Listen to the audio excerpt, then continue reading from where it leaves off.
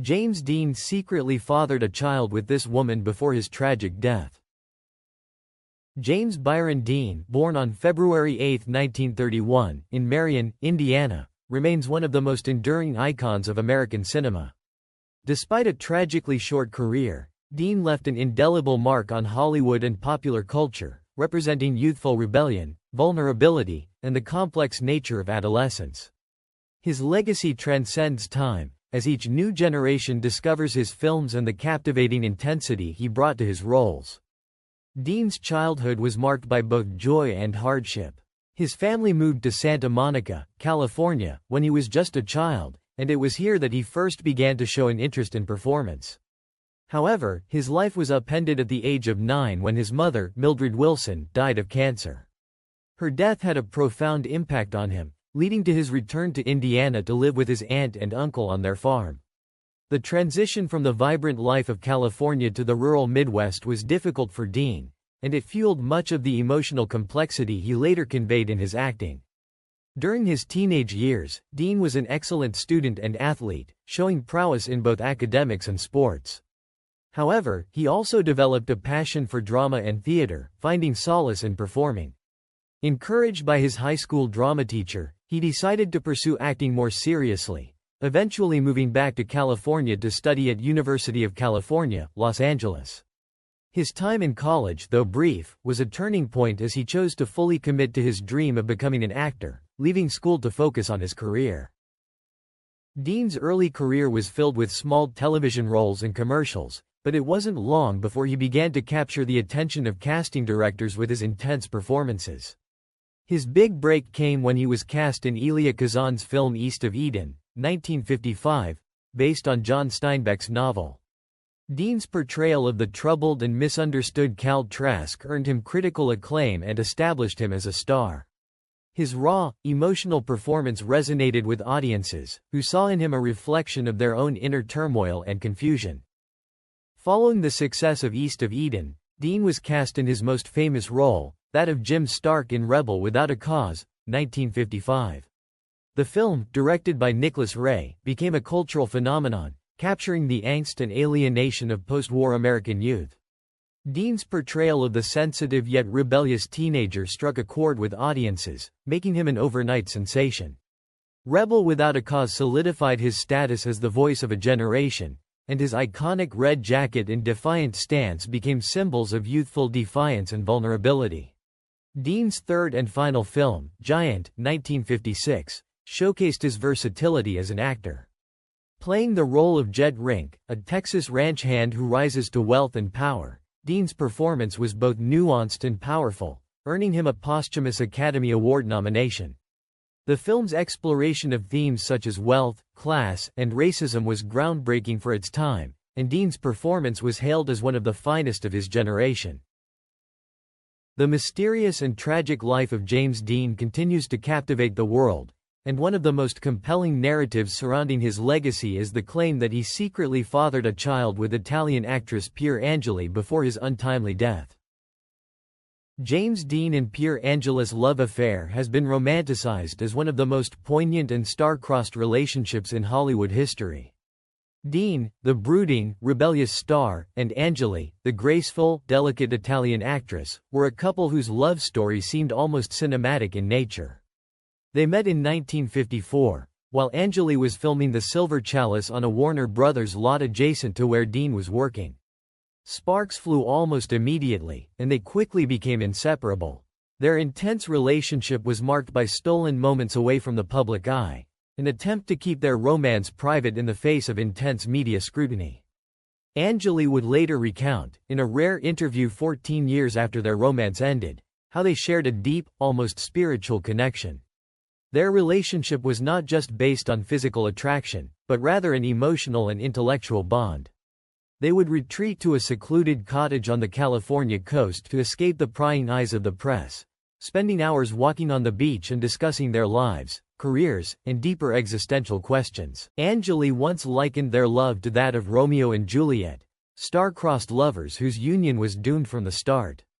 The couple's discussions often veered into the philosophical, with topics like life after death becoming frequent subjects of conversation.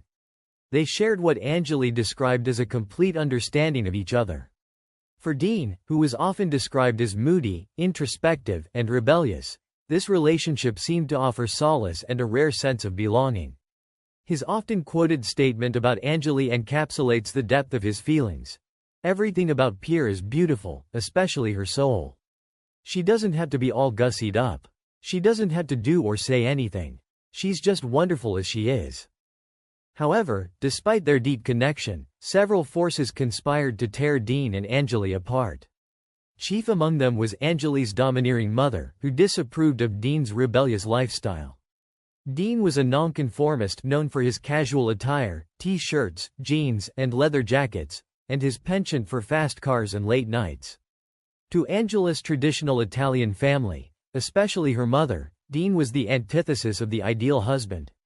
Her mother, a devout Catholic, objected to Dean's behavior and his lack of religious faith, particularly his non-Catholic status, which was a significant issue for Anjali's family. Cultural differences also played a part, with Anjali's mother asserting that Dean's habits would be unacceptable in their native Italy. Additionally, there were pressures from Warner Brothers, the studio that had Dean under contract. Like many studios at the time, Warner Brothers sought to control every aspect of their stars' lives, including their romantic relationships. Studio executives allegedly advised Dean against marriage, believing it could tarnish his image as a brooding, rebellious heartthrob, a persona they worked hard to cultivate. According to some reports, Dean himself vacillated on the idea of marriage, once telling Anjali that he wasn't ready to settle down. However, conflicting accounts suggest that Dean was indeed serious about marrying Anjali. His East of Eden co-star Richard Davalos claimed that Dean was prepared to compromise on certain issues, such as raising their potential children in the Catholic faith, just to be with Anjali. Evidence of Dean's intentions was found after he died in the form of a pamphlet for the Order for the Solemnization of Marriage, with the name, Pierre, lightly penciled in where the bride's name should be.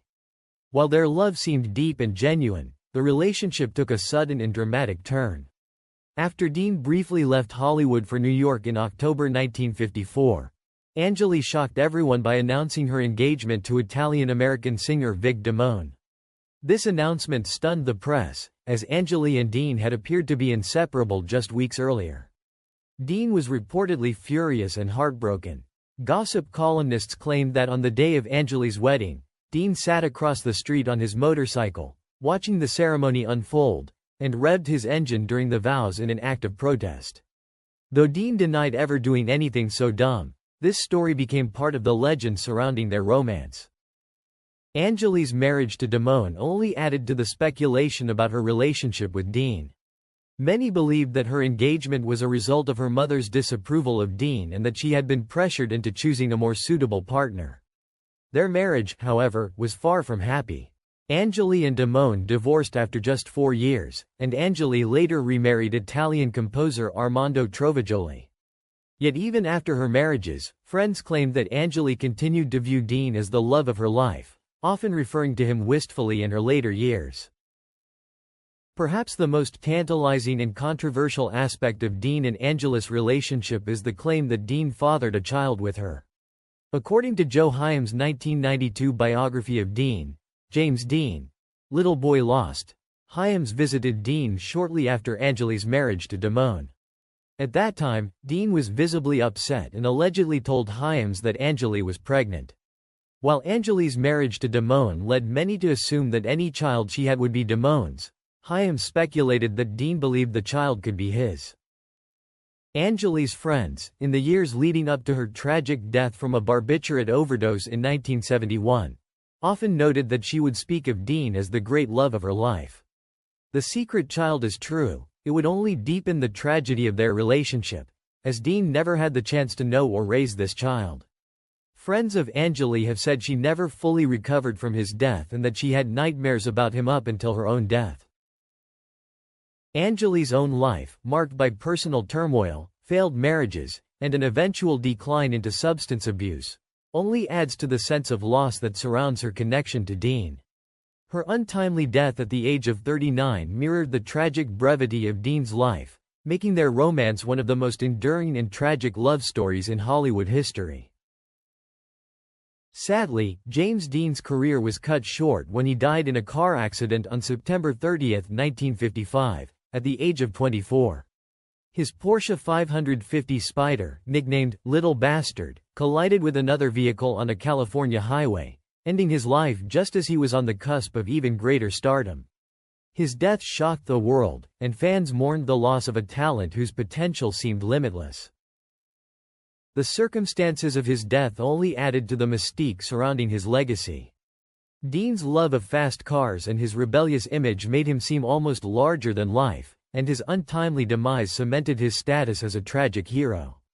He became a symbol of the fleeting nature of fame and youth, a figure frozen in time at the peak of his beauty and talent.